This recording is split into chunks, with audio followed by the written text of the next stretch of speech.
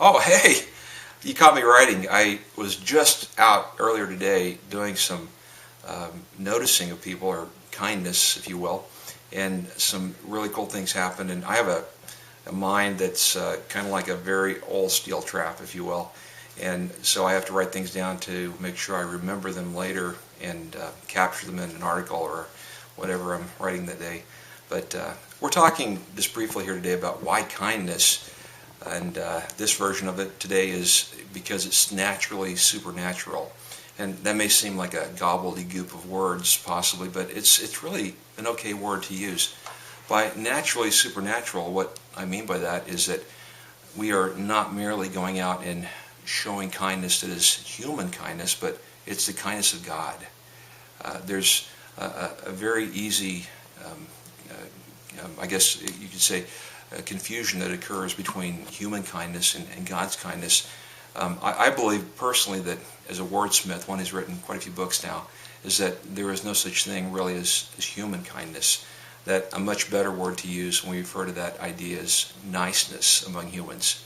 That we are, as humans, capable of being nice when we are well rested, we are not ill-tempered, we are not feeling bad, etc. When all the things align like that. But that real kindness is, according to the Scriptures, the Holy Bible, that is in fact an attribute of God.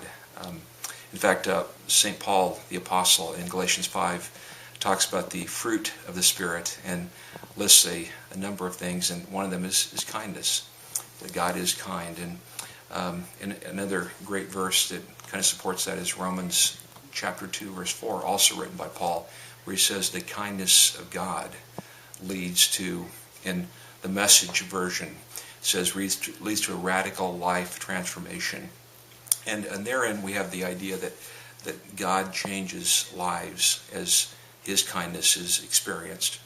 Now, obviously there's a human dimension to that kindness being experienced, that God is simply looking for available people.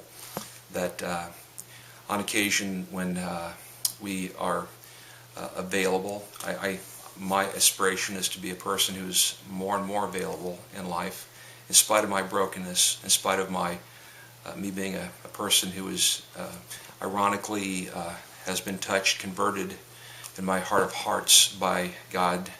I am a Christ follower, as I like to call it.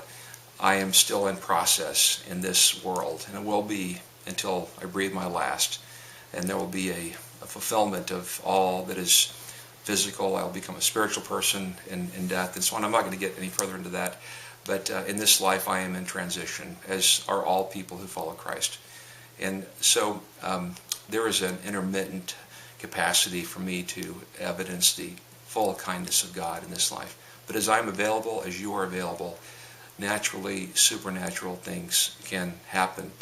And so as we are in that state of saying, here I am, God, as the prophets often prayed, as Isaiah was in the presence of God in the temple, his train filled the temple, was his one commentary on that. And in other words, God is big. I like to call him Big God, which is a pretty good description of the unpronounceable name of God, as the Israelites call him the YHWH, no vowels. And so he is so awesome, so big, that he is an unpronounceable name, YHWH. And so as he is that big, as we are available to him, saying, God, use me, live your life through me, one of the primary ways that he does that is through his kindness flowing through you and me as Christ followers. That we notice a person in need, we notice a person in pain, and without hesitation, hopefully, as that invitation comes across our path, as that radar within us, that noticing radar occurs, that we step into a person's life. Now, obviously not every need is a invitation from God. There are people we walk past that have needs that we do not address necessarily. And that's another topic altogether. But at the same time, there are plenty of people that we are invited into by God's leading, by God's Spirit. As that occurs, we sense God's presence. As one friend of mine recently told me, I feel God's joy, I feel God's pleasure as I experience His kindness flowing through me. And so that naturally supernatural idea pops up there again.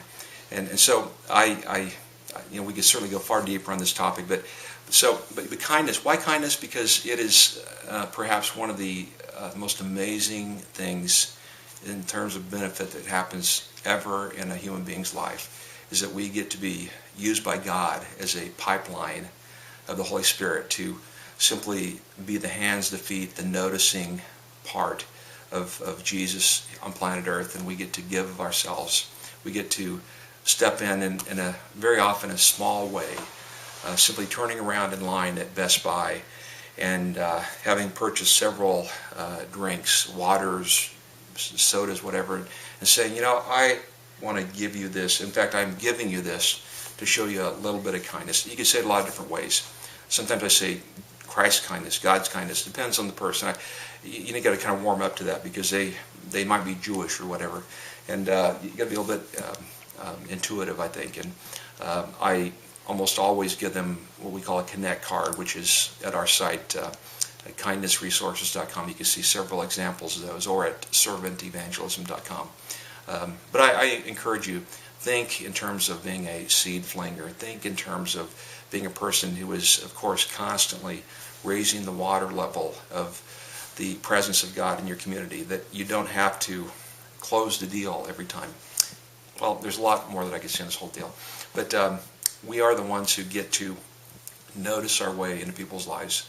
Unless God shows up, unless God's presence is there, we are merely giving away a bottle of water. But as God shows up, as the ministering presence of the Holy Spirit is there, as is often evidenced in the Gospels, the book of Acts, that God was present to heal, God was present to save, God was present, God was present, God was present, that naturally supernatural occurs, even through little old me, little old you. So join with me and a host of people around the world. I'm not sure if the penguins are actually involved yet in Antarctica, but I think every other continent is pretty much involved in this thing now. And let's go ahead and love with the very love of God and the very kindness of God, because mine is so shallow, it is non-existent. But the love of God is never depleted one little bit. God bless you.